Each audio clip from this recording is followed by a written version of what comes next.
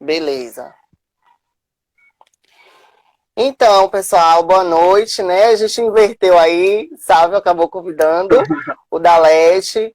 Para quem não me conhece, eu sou de Mercedes, sou um dos diretores gerais do Diretório Acadêmico de Letras aqui da UFES. Áudio ok, ótimo. Vocês vão dando esse feedback aí pra gente. E aí a gente lançou essa ação do Dalete Convida, né, justamente para a gente dar uma amenizada nesse tédio aí do distanciamento social, do isolamento social, por conta do coronavírus. E a gente pensou, assim, algumas pessoas, né, para poder estar compartilhando conhecimento com a gente, tanto com a gente do Dalet quanto, né, com os nossos seguidores.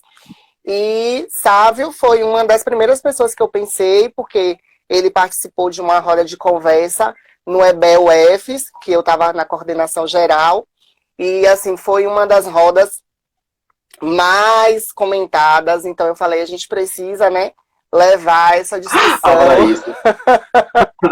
A gente precisa expandir essa discussão. Então, aí Sávio aceitou o convite, né? Compartilha a live com as outras pessoas. E Sávio vai falar um pouco sobre identidade negra e educação, né? Os caminhos para a desconstrução. Então, Sávio, ele é ativista racial, é acadêmico do curso de letras, é fundador do coletivo afrodiaspórico, é representante discente do colegiado de letras na Universidade Estadual da UNEB, lá no campus 21. E, além de tudo isso, ele é pesquisador da área de negritude, hip hop e educação. Galera, inicialmente tinha uma proposta que Dia acabou de salientar também, de que houve uma mesa no EBEL em que eu fui convidado para falar sobre negritude, sobre identidade negra e alguns aspectos dessas identidades. E dentro disso, a proposta era fazer uma recapitulação dessa mesa, né, desse esboço, porque assim, muitas pessoas não conseguiram chegar, pessoas chegaram um dia depois, e aí acaba que assim, perde uma coisa aqui, perde uma coisa ali, e aí a galera, poxa, eu não acabei não conseguindo ver a mesa de Sávio e tal. Aí a gente falou, e aí ficou legal a gente trazer na live qual foi a proposta e o que é que foi discutido. Nesse momento, a gente tem algumas discussões assim que a gente considera contemporâneas, né? Mas que inicialmente a gente tem que partir, infelizmente ou felizmente, pelo academicismo, né? Pela teoria. E aí eu coloquei o título, né? Identidade Negra e Educação, Caminhos de Desconstrução.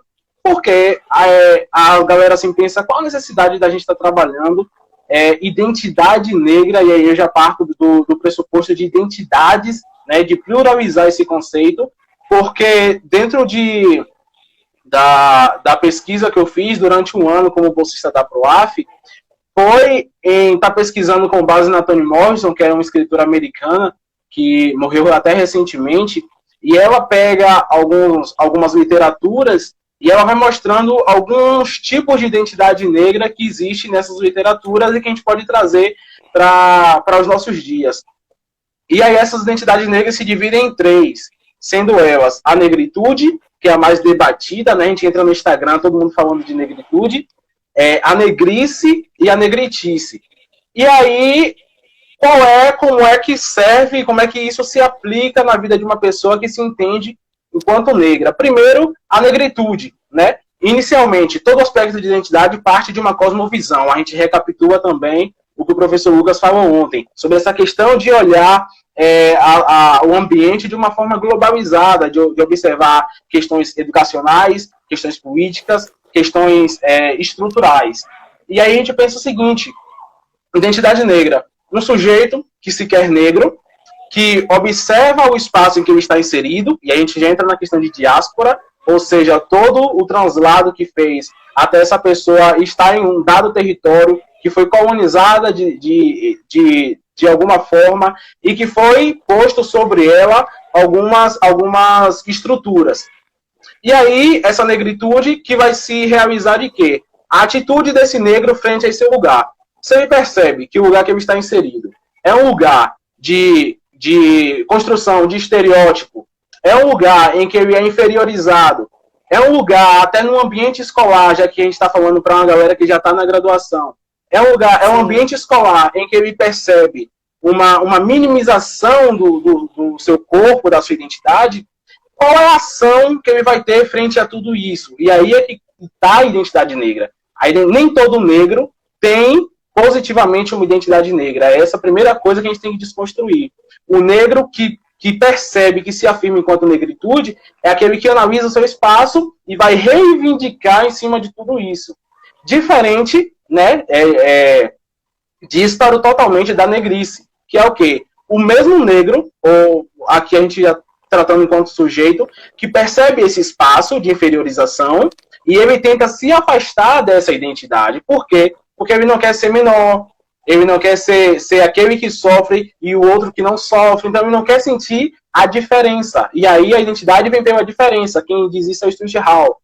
A negrice é a fuga da identidade negra, porque você não quer caber a um conceito que te inferioriza. E aí a gente parte para o último conceito, que é a negritice, que é a mediação desses dois espaços. A gente já vai para a questão, um exemplo bem grande, é a questão artística. A gente tem pessoas negras que a gente ovaciona, mas em dado programa ela se afirma enquanto negra. Mas em dado local ela já se afasta totalmente do estereótipo, se afasta totalmente, renega a sua identidade. E aí essa mediação, que na teoria a gente vai chamar de exuísmo, hibridismo, entrecruzamento, é essa coisa que, digamos, que vai incomodar todos os movimentos de coletivo, de ativismo, principalmente educacionais. Porque enquanto você media duas ideias, dois saberes, você também está, de alguma forma, renegando uma identidade que já é própria e que você deveria estar assumindo totalmente. E aí, por que falar disso na educação, por que a gente leva isso para o âmbito da educação? Sim. Porque a gente aprende inicialmente na graduação que antes de a gente fazer um planejamento para um aluno, para uma sala, para o estágio, seja onde for, a gente precisa dialogar com os saberes prévios desses alunos, né? A gente precisa de saber quais espaços esses alunos que aqui, dentro dessa proposta aqui, se querem negros, quais espaços eles frequentam, quais as ideologias, qual é o nível de escolaridade que esses alunos têm, qual é o nível também financeiro desses alunos, porque tudo vai implicar na mediação para construir um aprendizado. Então, por que levar o aspecto de identidade? Porque se você quer trabalhar com pessoas e você vai de uma forma utópica, achando que todo mundo se reconhece, ou achando que ninguém se reconhece ali naquele espaço, você, infelizmente, vai ser frustrado. Por quê? Porque o aluno, para ele conseguir estabelecer esse espaço que as teorias de Freire vai colocar como espaço de dialogismo para construir o saber, esse espaço é mediado entre a escola, o ambiente escolar, e o mediador, né, o professor. Sim. E aí, quanto mais a gente se afunda nas questões de identidade, nas questões de raça, na questão de negritude, quanto mais a gente está atualizado de forma política, econômica e cultural, mais, digamos, mais ferramentas a gente vai ter para dialogar com esse aluno e construir ou desconstruir essa identidade que eu quis colocar aí no tópico, e foi esse, assim, o esboço que a gente fez lá na palestra na UFES. Massa.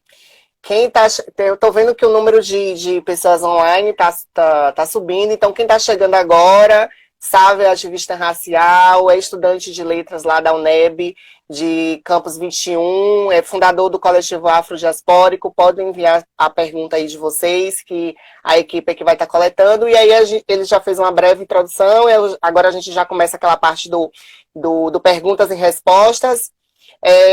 E aí, sabe, a minha primeira pergunta vem dentro desse contexto que a gente está vivendo, né, de distanciamento, e o governo, ele aprovou recentemente um auxílio financeiro, né, para as famílias pobres, carentes, que realmente precisam, né, de uma renda para poder sobreviver. A gente está vendo que tem surgido muitas fake news, né, sobre esse assunto, mas a gente também sabe que muitas vezes as informações elas chegam de uma forma com a linguagem não muito acessível, né, para o povo pobre.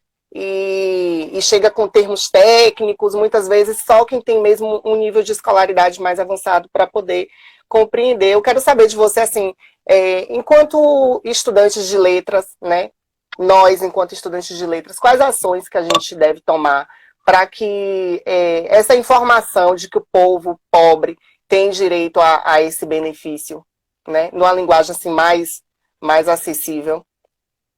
Bom, ontem o professor Lucas estava debatendo aqui sobre a questão das fake news, né? Ele estava falando sobre como a gente tem que ponderar essas informações e como a gente também deve ter uma cautela para distribuir essas informações. Mas aí a gente pensa o seguinte, Di, primeiro que a gente precisa reconhecer esse debate enquanto problemática. O governo não reconhece grande parte das questões raciais enquanto problemáticas. Quem diz isso não sou eu, quem diz é o Silvio Almeida, que discute racismo estrutural. Quem diz isso é o José Teles, que discute cultura do poder e poder da cultura. Por quê? Porque o Brasil foi construído para pensar o como.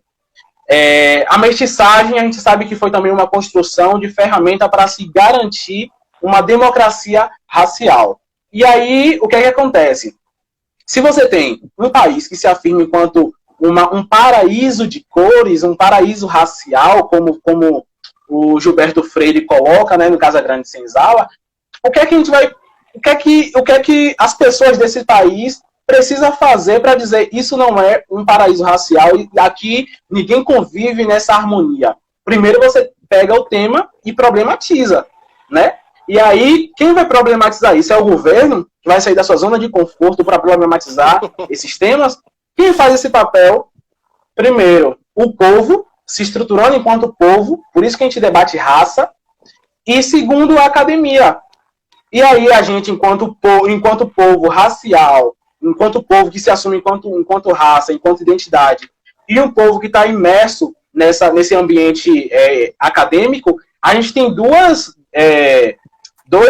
afazeres aí bem visíveis, né? A gente tem uma, digamos que assim, um emprego frente a essa questão. Porque a gente que sai, por exemplo, aqui da periferia, vai para a universidade, depois volta para a periferia, a gente tem que dar um retorno para a nossa comunidade. E esse retorno, aqui eu vou entrar mais na questão social, para depois entrar na questão educacional que você perguntou. Esse retorno, muitas vezes, é assim.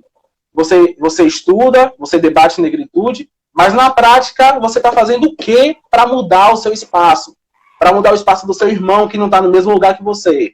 Entendeu? Primeiro, a gente tem que reaver o nosso espaço aqui, propor organizações, porque eu vou te dar um exemplo.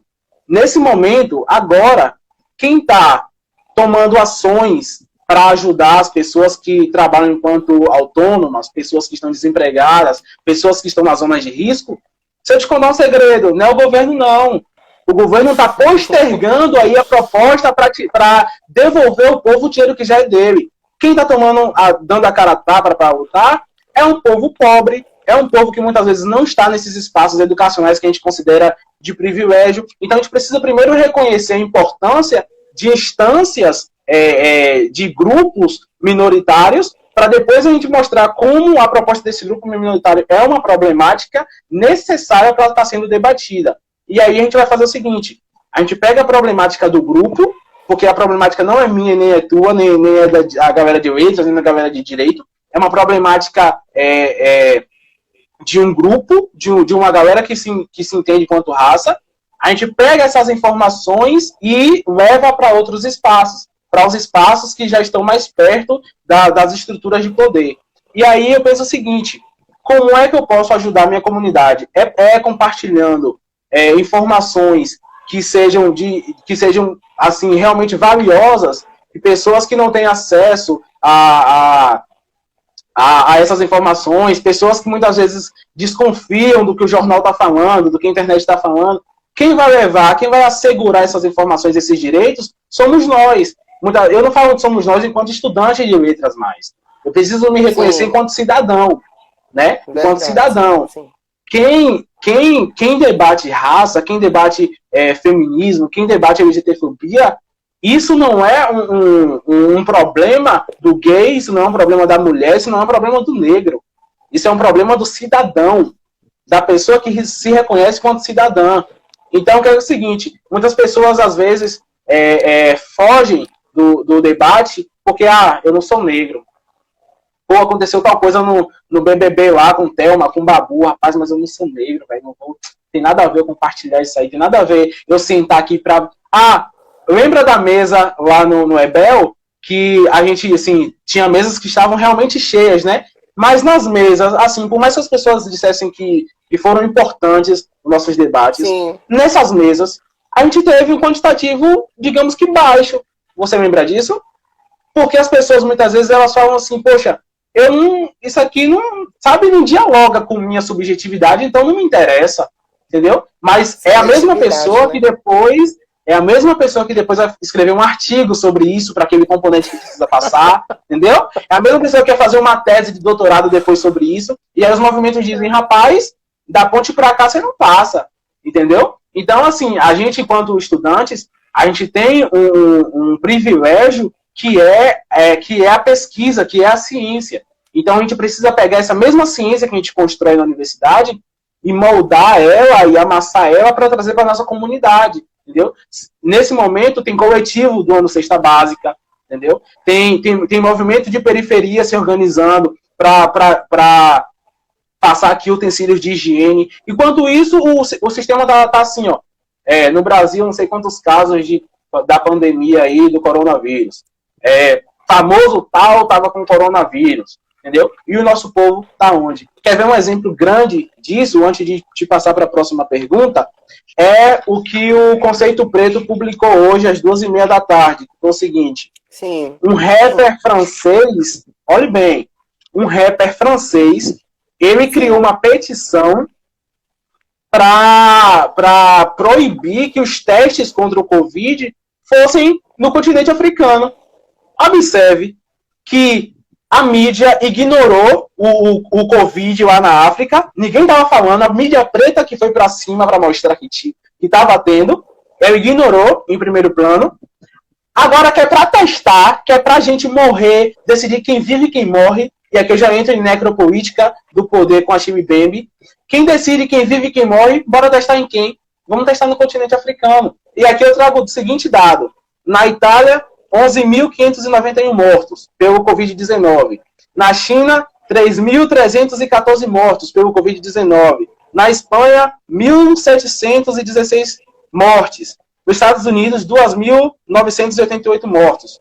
2.988 mortos. Em África, 23 mortos.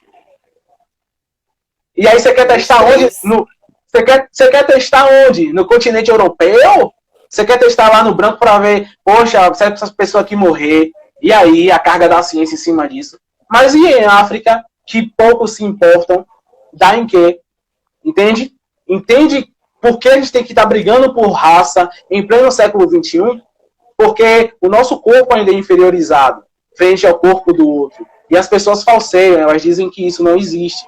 Aí a Djamila Ribeiro, sabe o que ela publicou ontem ou foi hoje?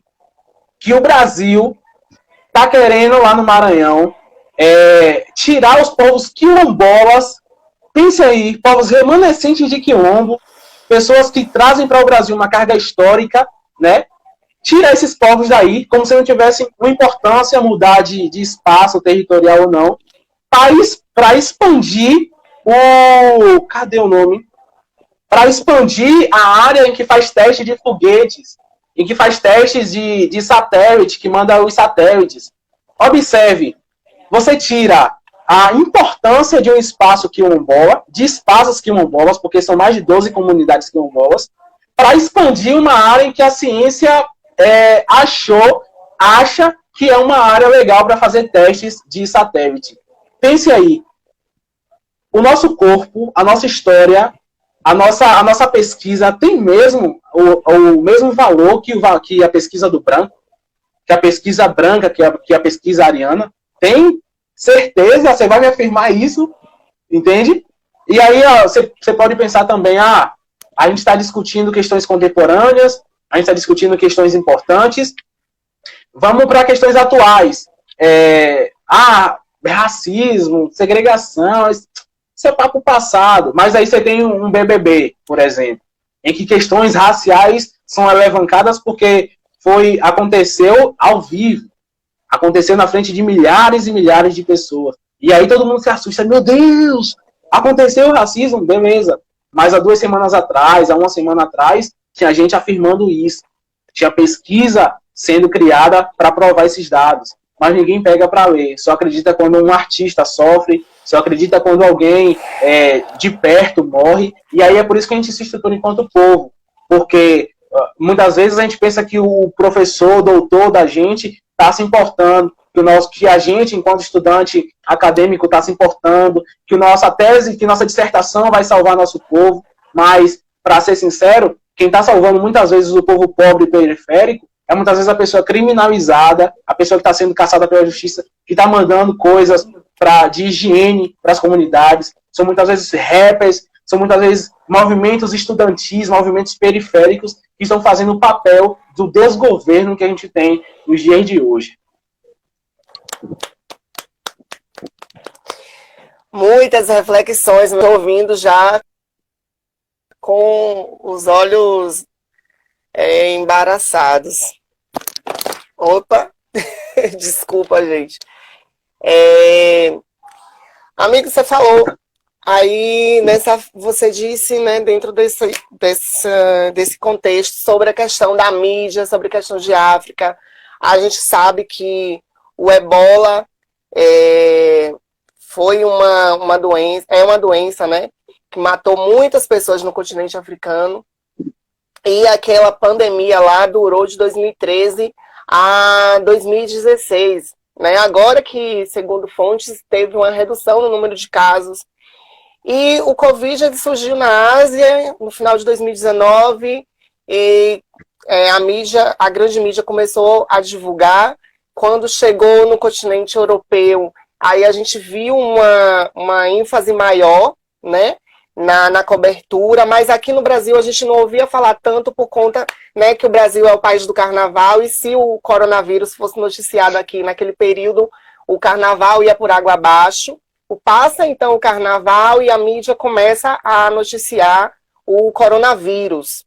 No entanto, né, a gente viu aí que essa cobertura ela se dava mais sobre a família, uma família rica, de classe média alta.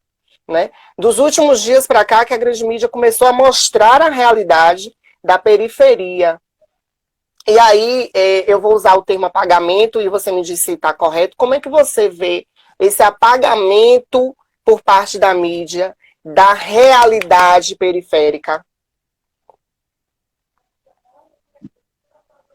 E a tua live tá travando um pouco para mim, não sei se para a galera tá assim, mas eu acho que eu consegui compreender como é que eu vejo esse apagamento da mídia, né, frente a essas calamidades que afetam diretamente o povo preto, não é isso? Sim, isso.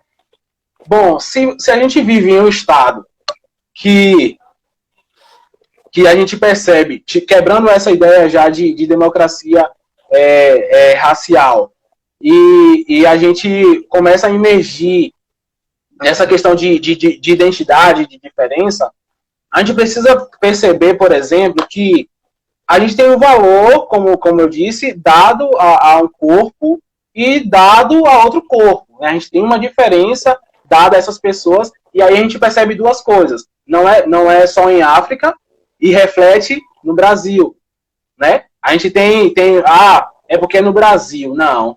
Entendeu? É porque é só em África. Não. É no Brasil e na África. Como você citou aí, a questão também da Ásia e tal, de alguns marcos históricos. Só que eu penso o seguinte, a mídia, Esdras veio aqui palestrar no Novembro Negro pra gente, e eu acho que ele até está participando aqui da nossa live, e ele me falou o seguinte, e eu fiquei questionando, né, representatividade, que é importante a gente ver, sabe, Maju lá na Globo, é importante a gente ver Thelma, é importante a gente ver Paco, é importante a gente ver um monte de negros na televisão, mas a gente precisa entender o seguinte, que o governo, a mídia, não é boba. A gente pode se considerar esperto por alguns aspectos, mas a mídia está, luz à frente pensando no nosso corpo. Por quê?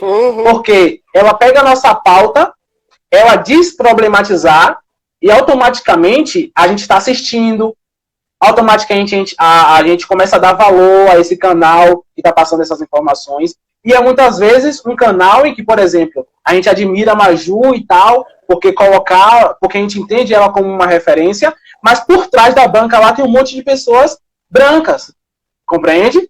E aí você percebe o seguinte, a ferramenta, o governo assim, de uma forma estruturalizada, começa a utilizar a figura do negro como uma ferramenta de ganhar dinheiro, como uma ferramenta de ganhar popularidade, de ganhar acessos, de ganhar likes.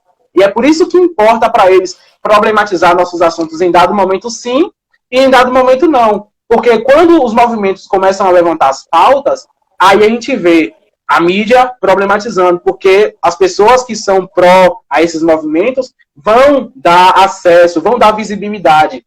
Mas em dado momento em que, por exemplo, acontece tal coisa na Itália, por exemplo, aí corre todo mundo para cima. Mas não foi porque pressionaram para que fossem para cima desse fato. Foi porque a vida deles tem uma importância. Poxa, foi uma pessoa, tal pessoa italiana, entendeu? Foi tal pessoa em tal cidade, no Rio de Janeiro e tal. Então, percebe que você está dando um valor que não é, o valor dado à questão racial, ao corpo negro, a essas comunidades, não é um valor que foi dado, é um valor que foi conquistado. Tudo que o povo negro tem hoje não foi dado, foi conquistado. Um exemplo disso é que nesse livro A Cultura do Poder, do Josélio Teles, ele fala o seguinte, que no governo Jânio Quadros, o que é que fizeram? Vamos fazer uns intercâmbios aqui, vamos mostrar como a África é a nossa terra-mãe, mas tudo, assim, todo mundo, os negros aqui, felizes e tal, mas estavam indo em busca de um capital simbólico, entendeu? O que vende em Salvador hoje, por exemplo, é o produto simbólico, é a cultura, a nossa cultura que vende, entendeu? Não é o negro hoje tem valor, o negro hoje é bonito, não, é a cultura desse negro. Então a gente não pode confundir isso com o nosso corpo, entendeu? Ah, hoje a gente tem mais democracia, não sei o que, beleza. Mas em dados momentos eu não posso acessar e tal pessoa pode. Mas na mídia tá dizendo em que, poxa, ele tá na moda, o cabelo dele tá na moda, o negócio agora é black, é não sei o que. Então, assim, a mídia vai priorizar nossas pautas, priorizar nosso corpo, priorizar nossa saúde, que é a questão atual, quando for oportuno. E aí a gente entra na necessidade dessa nossa criticidade. Ti, tem umas perguntas aqui, eu não sei se tu consegue acessar. A galera mandou recebendo perguntas. Chegou uma aqui, né? Como o Sávio vê e analisa os estudantes negros que entram nos espaços, né, acadêmico como universidade, mas não pautam essas discussões? Duas coisas. Primeiro, eu considero, oportunismo, porque na hora de passar por cotas você era negro, né? Na hora de pesquisar sobre a questão racial, aí você se entende quanto negro, você quer ir para a comunidade, e em dado momento você, assim, esquece essas pautas, não para ouvir, não problematiza, não leva para a comunidade. Então, aí entra a questão do conceito que eu falei no início, da negritice. Sim. Percebe Sim. agora? Dentro da pergunta dele está a negritice. A mediação Sim. das duas identidades. E eu penso o seguinte, que a gente, enquanto povo, enquanto raça, a gente não pode mais ignorar, dizer assim, essa pessoa aí nem se importa com nossas questões. Eu acho que é importante a gente entender que, quando a gente pensa diáspora, em que cada um foi colonizado de uma forma, em que cada um sofreu diferentes formas do racismo, a gente não pode esperar que o irmão contenha o mesmo pensamento, a mesma linha de raciocínio. Então é importante que você, quando faça um EBEL, você faça uma mesa para debater, mesmo que as pessoas do evento, a área de pesquisa delas não seja essa. É importante que, quando você vai em uma escola e você vai dar uma palestra, seja o que for, você paute, É importante porque a gente precisa dialogar com nossos irmãos, levar essa criticidade para os nossos irmãos, porque se a gente se fechar, enquanto bora só quem está disponível, bora só quem está já antenado, bora só quem está na academia, a gente vai acabar cavando nossa própria cova, entendeu? A gente vai estar morrendo da mesma forma e pensando de formas diferentes, de formas divergentes. Então, assim, eu penso, como eu disse, em duas formas. Primeiro, quebra o oportunismo. Primeiro, a gente tem que problematizar isso para esse colega, para essa colega, né? E segundo, a gente tem que pensar essa identidade não muito diferente, porque eu penso de uma forma e ele pensa de outra forma, mas mediar o nosso diálogo para que o teu colega venha aprender contigo e você também venha aprender com as experiências dele, porque somos sujeitos afrodiaspóricos. Talvez a escola que ele estudou não pautasse isso e a sua pautasse.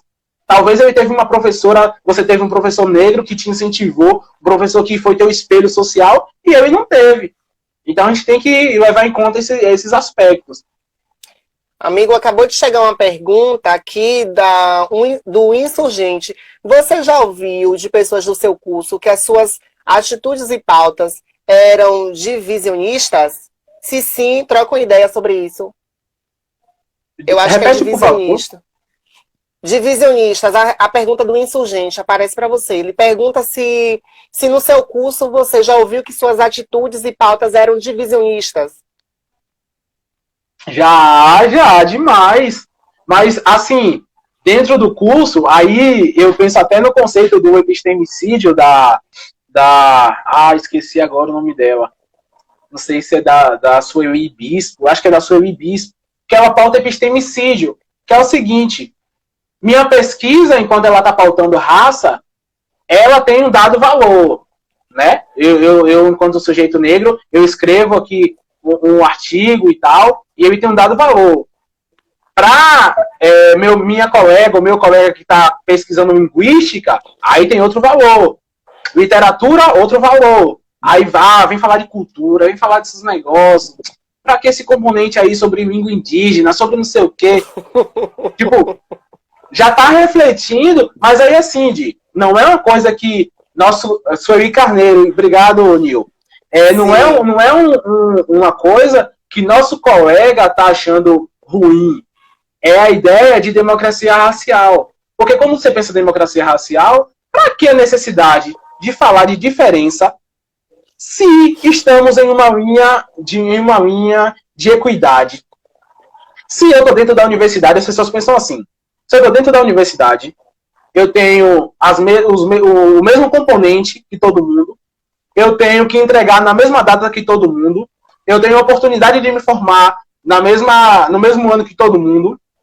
Por que eu vou falar sobre diferença? Se aquele espaço ali é igual, se minhas oportunidades por estar ali são iguais. Mas aí as pessoas esquecem que a gente não se tornou negro quando a gente entrou na universidade. A gente levou a nossa criticidade para a nossa pesquisa, né? A nossa pesquisa não é uma coisa assim. As pessoas, eu vejo muito isso hoje. Quanto mais eu leio sobre a questão racial, eu percebo enquanto eu estou num arroz com feijão. Isso aqui é um arroz com feijão mastigado. Porque as pessoas veem o racismo, essa questão de valorização da pesquisa, de colegas que entendem essa identidade afro menos, é o seguinte: porque enquanto a gente pensa racismo, enquanto, ei, você é negro, não pisa aqui, você é negro, isso aí é o café com leite do jantar, entendeu? A gente hoje, o debate hoje é estrutural, é ver como a política se esquematiza para nos segregar, é entender as formações de pessoas que estão no poder para continuar perpetuando essas heranças escravistas, entendeu? E aí é por isso que, assim, a gente na academia, a gente ouve muito, tipo, vem esse papo de novo, vem essa pesquisa de Sávio de novo, meu Deus, vem esse post de novo, vou silenciar esses stories, vou parar de seguir, ou então, meu Deus, não vou assistir essa apresentação não, por quê? Porque você ainda, na sua mente, você pensa ainda de uma forma que o governo te estruturou para pensar, cara, entendeu? Se tu não buscar a criticidade, não vai ser eu que vou pegar minha pesquisa, vou fazer um resumo e falar aqui, lê aqui para tu entender. As pessoas precisam nos ver lá, pensar o porquê, qual a nossa importância nesses espaços, para conseguir relacionar o contemporâneo com a questão teórica. Ó, a professora Renailda está perguntando, e quando nossas pautas são levadas por pesquisadores negros, não negros? Ixi, bom. Joguei, Assim, agora é com você. é o seguinte, a gente tem que ter, né, nesses momentos, algum cuidado sobre a questão de apropriação cultural, né? É importante pensar na apropriação cultural, não tem outro conceito que vai falar sobre, talvez tenha, mas um que fale tão diretamente sobre isso. A professora agora foi na ferida, por quê? É o seguinte, me falou que é laranjada.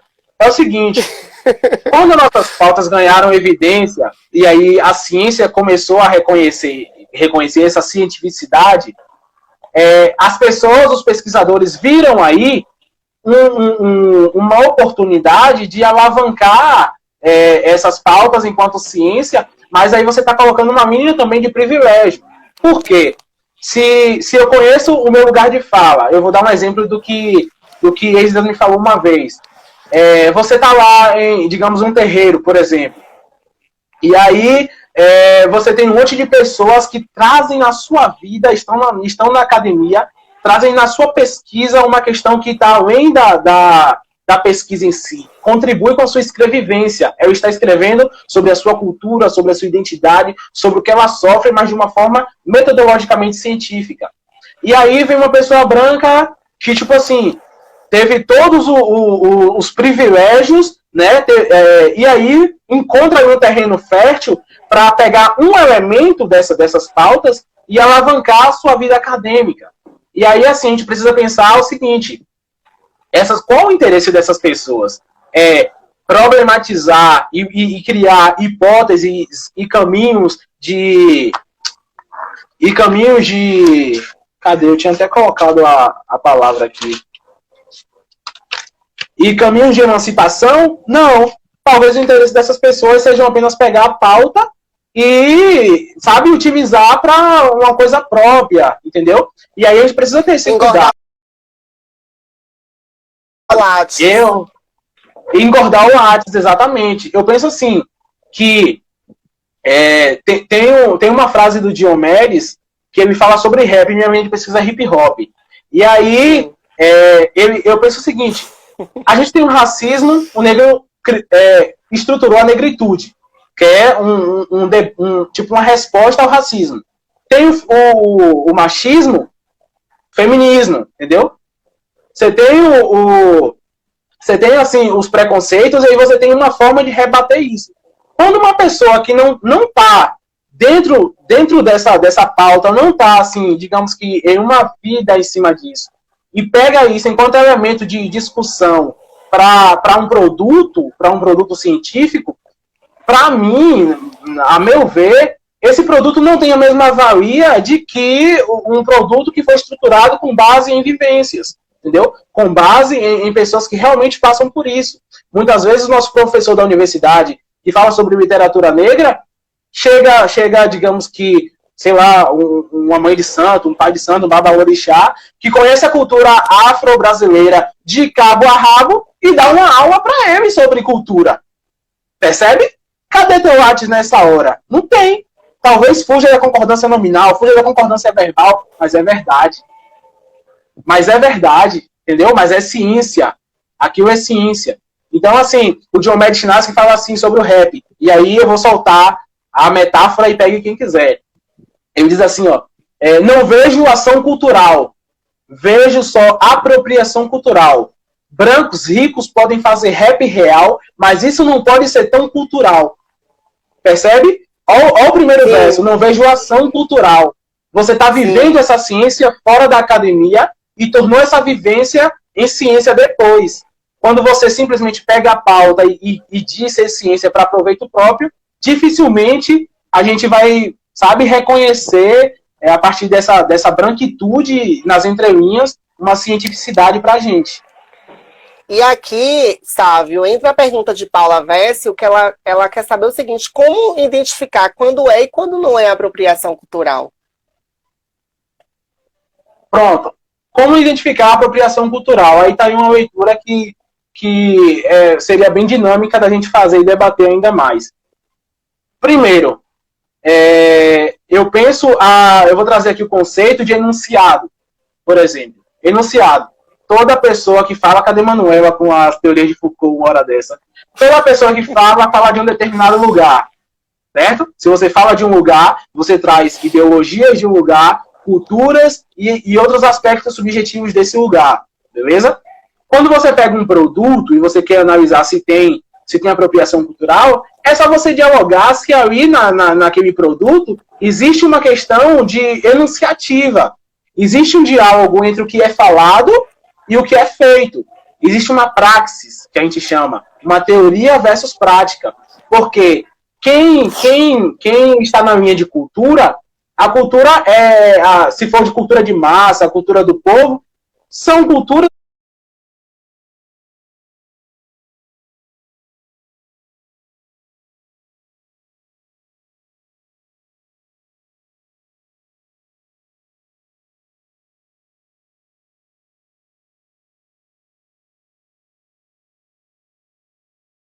que são, sabe, práticas, visíveis, que estão para além dos muros acadêmicos. Se você quer pegar um TCC,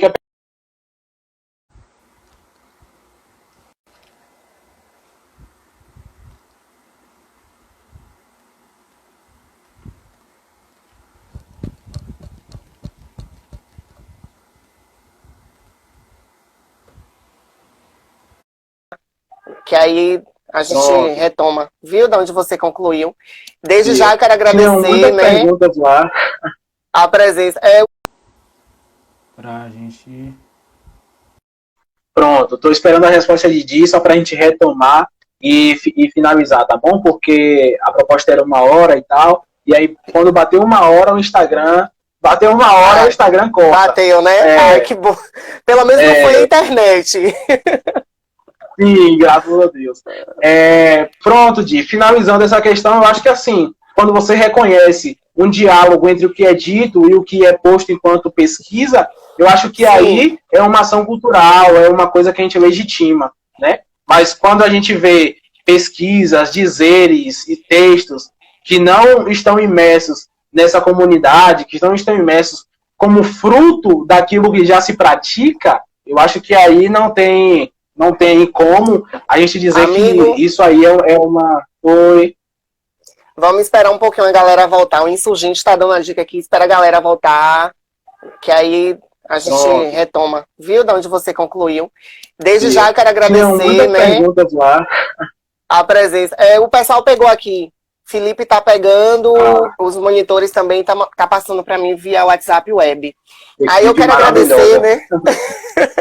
Até agora, o pessoal que está assistindo a gente. Agradecer a você também mais uma vez, né, por ter aceitado. Lembrando que segunda, terça, quarta e quinta ainda tem live aqui no Dalete, né? E aí vocês vão acompanhando o nosso feed para ver quem são os próximos convidados. Eu acho que já dá pra gente voltar, né? Eu assim, desde já eu agradeço e assim, eu convidei a galera do meu coletivo, convidei assim a galera que eu conheço aqui do WhatsApp, do Instagram, para a gente estar acompanhando, porque assim, essas ações, esses movimentos, esses debates, eu acho que a gente, como a gente já discutiu desde o início, a gente não dá mais para esperar de um governo ações que vão fomentar espaços de criticidade, de debates. Eu acho que a gente, olha essa live, por exemplo, olha essa proposta, é um coletivo estudantil que está propondo com professores e alunos, entendeu? Esse espaço de debate. Então eu acho isso de suma importância. Isso é uma coisa assim que a gente tem que assim, acender essas ações como essas. Por quê?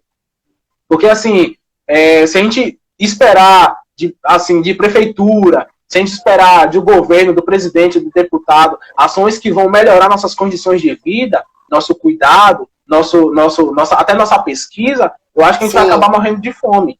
Ações como essas que você faz, que eu faço na minha comunidade, são de suma importância, por mais que seja 1 grão de feijão, 1 grão de arroz, cara, na vida de alguém, tenho certeza que isso está implicando, e é isso que sabe? É isso que a gente bate no peito e fala assim, poxa, velho, tô fazendo minha parte, entendeu? Tô ajudando meus irmãos dentro e fora do espaço acadêmico, dentro e fora do espaço eurocêntrico.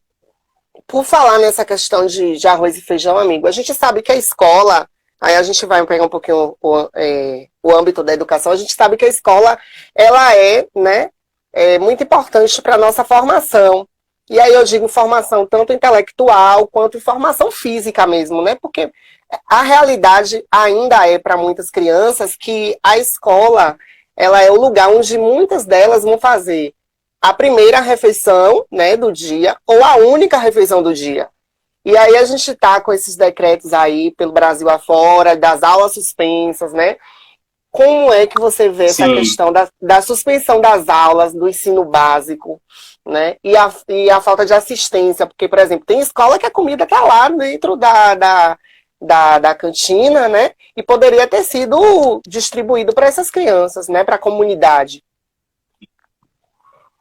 É o seguinte, antes de falar da questão de alimentação, é importante pensar o seguinte, que enquanto a escola, enquanto foi por muito tempo um veículo também de disseminação da discriminação racial, e aí a gente vai tentando, enquanto docente, enquanto também estudante, reformular nossos espaços para melhorar esse espaço de conhecimento, a gente percebe que a escola não é só o currículo, a parte curricular, né? A parte extracurricular é de suma importância, né? As coisas que são desenvolvidas fora da sala de aula, falando já de estrutura, são de suma importância também. Então, tem muitos alunos que têm a primeira refeição do dia dentro do ambiente escolar. Então, assim, a gente precisa reconhecer que de onde são esses alunos, mas, assim, eu penso que ainda soa de forma ingênua que a gente vai pensar o seguinte: vamos alimentar essas crianças que saem de casa para se alimentar na escola, mas pensa o seguinte: se eles não estão se alimentando em casa, se os pais deles estão em casa sem trabalhar em um momento como esse, os pais deles também estão na mesma situação, né? E aí eu penso o seguinte: o governo e nossas proposições tem que ir, ao invés de ir para o ambiente escolar, a gente ir para a família dessas crianças. É uma visão assim política que eu já tinha pensado há semanas atrás. Se a gente pensar o seguinte: ao invés de dar a primeira refeição para esse aluno, que a gente não sabe se ele vai ter o almoço depois, se ele não vai ter o jantar depois, vamos vamos reunir aqui a lista de famílias desses alunos e vamos aqui para esses espaços, ver o que é que eles precisam, entendeu?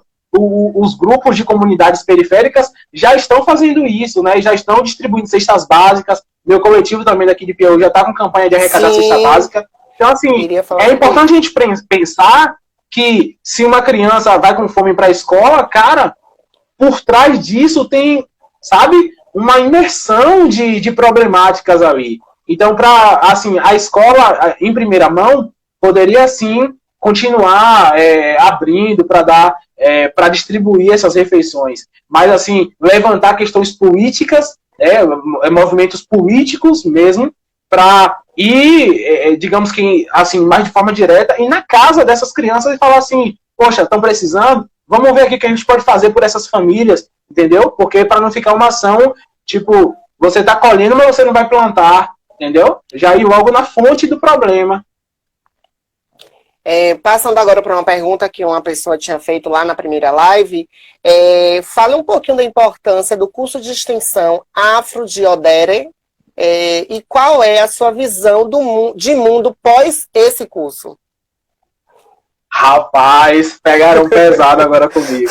Porque, assim, dentro da vida acadêmica, eu acho que foi o maior presente que eu tive na minha experiência acadêmica. Dentre todos os espaços que eu frequentei na minha vida acadêmica, o espaço do Odere, que é o órgão de relações e educação étnica do sudoeste da Bahia, cara, o Odere, ele faz o seguinte, Di, a gente discute raça na academia, e aí a instituição do Odere, ele faz o seguinte: ele tem uma escola num bairro considerado remanescente de Quilombo, que é o Pau de Ferro, em Salvador, ou em Jiquié, aqui na cidade vizinha. E aí ele tem uma política dessa escola própria dentro da questão racial, é uma educação que eu chamo de educação racializada. E aí, esse programa, ele pega alunos de graduação, pessoas que não estão até no ambiente acadêmico. Quem quiser aprender mesmo sobre a cultura afro, sobre metodologia de pesquisa afro-brasileira, sobre quilombo, a instituição é aberta para ensinar, cara. E os professores não ganham um centavo por isso. Sabe o que é isso? É tudo isso que a gente fica dialogando, teorizando. Sim. São pessoas, professores, pós-doutores, mestres, que se disponibilizam para reeducar esse pessoal até dentro da academia. Então, assim, o Oderê foi um espaço em que a gente, estudando essa questão racial, a gente, eu sei de uma coisinha aqui, né? Seu feijão com arroz. Você chega lá e você pensa que você vai ter aula de um pós-doutor. Muitas vezes chega uma pessoa da comunidade, chama uma pessoa da comunidade e vai lá dar aula. É um griot, às vezes é uma mãe de santo, que, aí começa aquele preconceito, beleza, mas é responsável por resguardar, por conseguir trazer até os dias de hoje o debate da questão racial e guardar até os dias de hoje as questões culturais da afro-brasileiras e africanas. Foi a religião de matriz africana, não tem pra onde correr.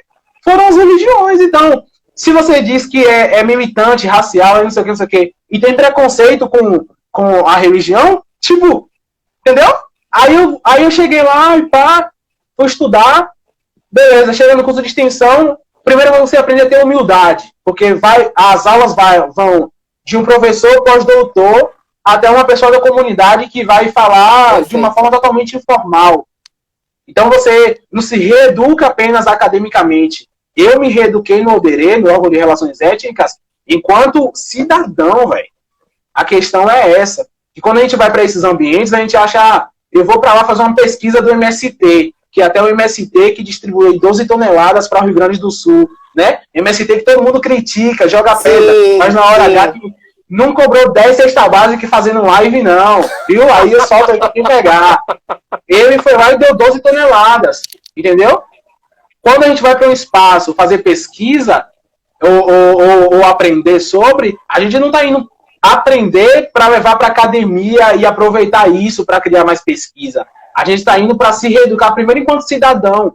Entendeu? Enquanto cidadão que se preocupa com essas problemáticas, para depois entrar Lattes, depois entrar, sabe? Entre artigo e TCC. Primeiro a gente aprende sobre a gente, sobre nossa cultura. Quer aprender cultura? Esquece certificado. Vamos aprender aqui. Você quer aprender mesmo a cultura afro-brasileira, africana? Então pegue seu computador, traga aí, você não vai receber um centavo. Venha se preocupar primeiro por iniciativa, proatividade. Depois você pensa no academicismo. E aí, a pessoa com esse interesse, ela vai onde ela quiser. E é a prática daquilo que muitas vezes a gente fala e a gente escuta de tipo, extrapolar os muros da universidade. Eu ouço muito falar sobre isso, mas eu vejo pouca gente fazendo, né? Extrapolar os muros da universidade. Amigo, eu vou trazer. Você falou mais cedo antes de Babu e de Thelma. E aí vamos puxar um pouquinho para a questão do Big Brother, né, que é uma atualidade. Eu acredito que muita gente aqui assiste. Como você vê a participação assim, de Thelma e de Babu no Big Brother? Duas pessoas negras, Thelma uma mulher negra, que é médica, né? É uma mulher negra que está ali dentro daquele grupo bem pequeno de negros médicos. Babu, que é um homem negro que mora em favela no Rio de Janeiro, que tem uma carreira artística gigantesca, no entanto, ele é silenciado, né? Qual a importância de ter dois negros como Babu e Thelma num programa global? Primeiro, eu penso o seguinte, Babu, você lembra do filme Cidade de Deus? Sim. Você já assistiu? Pronto. A gente tem aquele personagem principal, eu não lembro o nome dele agora, o que faz o papel de jornalista e tal. E aí você pensa o seguinte, depois que passou o filme e tal, anos depois, veio à tona esses dias uma problemática sendo o seguinte, um ator branco que fez esse filme estava falando sobre o filme da Cidade de Deus e tal, que ele chegou onde ele estava por mérito próprio e tal, beleza. E aí o personagem, sabe, que ganhou até prêmio depois pelo filme, ele tava, sabe, tipo, não teve outras oportunidades depois daquilo. Então você pensa, as minhas de privilégio que estão ali. Poxa, quem é Babu? Você vai pesquisar a história de Babu. Ó a criatividade do cara, ó o trabalho que o cara já desenvolve. Aí você pega e leva ele para um programa como esse. Aí eu penso aquela questão de quando é necessário a Globo colocar essas pessoas negras lá dentro. Quantos BBBs houveram sem uma pessoa negra lá dentro? E agora à tona, século XXI, ativismo racial, feminismo. Aí agora tem o Prior sendo denunciado por causa de estupro. Aí a Globo bota lá dentro, entendeu? Porque a gente vai assistir. Mas mesmo assim, não vou assistir, ou então vou assistir, mas sabe, uma coisa, outra coisa, como uma amiga minha disse. Sim. Mas eu acho que tudo se interliga aí. Eu acho que a figura de Babu lá dentro representa a figura de um homem negro em que teve, de forma explícita, as suas oportunidades ali ponderadas, entendeu? Um homem negro que coloca a sua subjetividade ali à frente do Brasil todo a cada dia. E aí a pessoa começa a observar isso e refletir isso na vida em comum. Você observa, todo dia sai um caso novo sobre Babu e Thelma, né? Eles não é porque, sei lá, ganhou o líder, não é porque, sabe, ganhou um carro na prova de não sei o quê, é porque zoaram o pente de Babu por causa do cabelo dele. Olha as notícias que saem. Aí o que é que sai sobre a Manu? A Manu falou isso, brincou com não sei o quê. Sobre Thelma. A maquiagem de Thelma não sei o quê, parece barro. Tipo,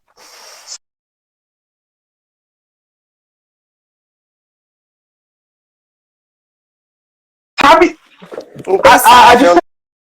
a diferença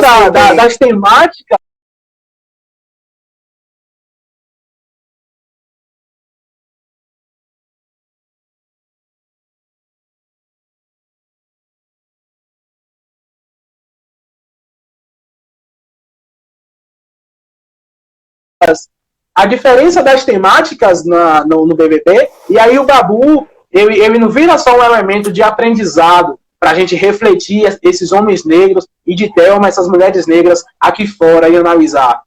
Eles, quando abrem a boca lá dentro, é para as pessoas, principalmente brancas, sentarem e aprenderem. Babu dá aula, como teve uma colega até que falou aqui, Babu dá aula no BBB. E onde ele precisou ir para alguém dizer assim, rapaz, esse cara é inteligente, esse cara teve a prova ontem do carro, não foi? Acho que foi a prova do líder, alguma coisa assim. Isso, do líder. Ele não conseguiu ganhar o carro e ficou chorando, não foi? Não teve isso? Não sei se você acompanha.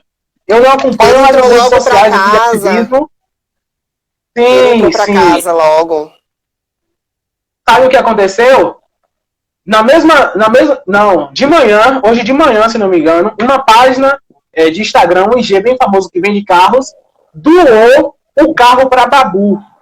Aí eu trago para vocês agora para finalizar duas informações para tu. Duas informações eu trago para tu. Primeiro, oportunismo. Caridosa.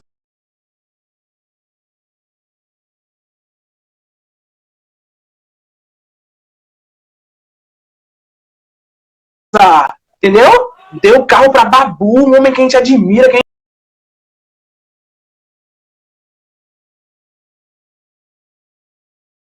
gente ama. Poxa, vamos pesquisar sobre essa página. Tipo, já tá vendendo peixe. Entendeu? A Globo, ao problematizar Babu, já tá vendendo o peixe dela. Também. E Babu, quando sair, tá mostrando pro povo as oportunidades do homem negro nessa sociedade. Com certeza ele vai ter programa para ir.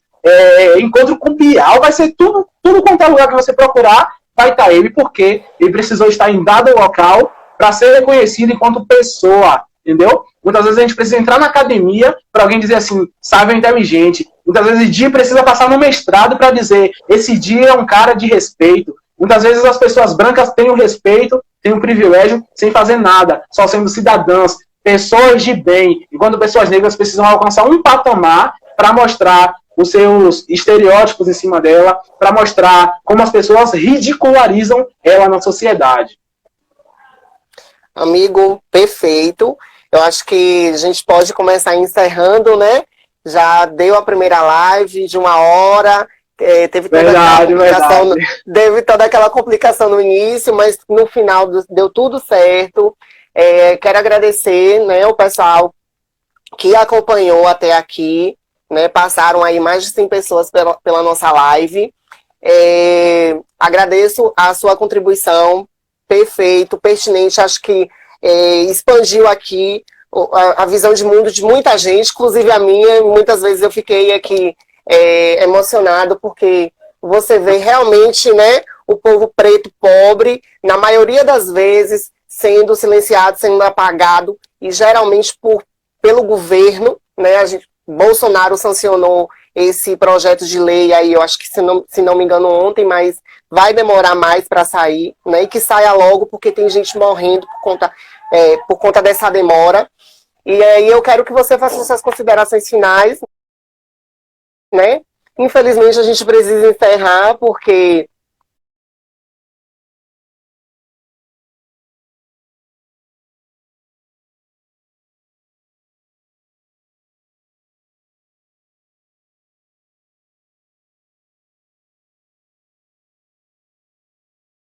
né, para ficar com aquele gostinho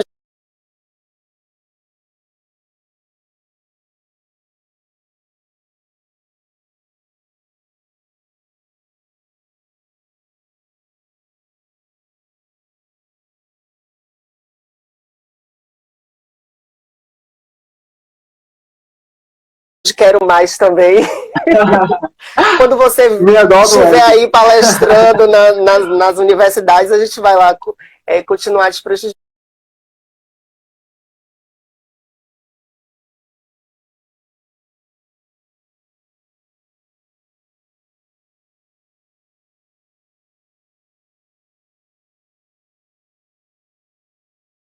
Então, eu queria que você fizesse essas considerações finais.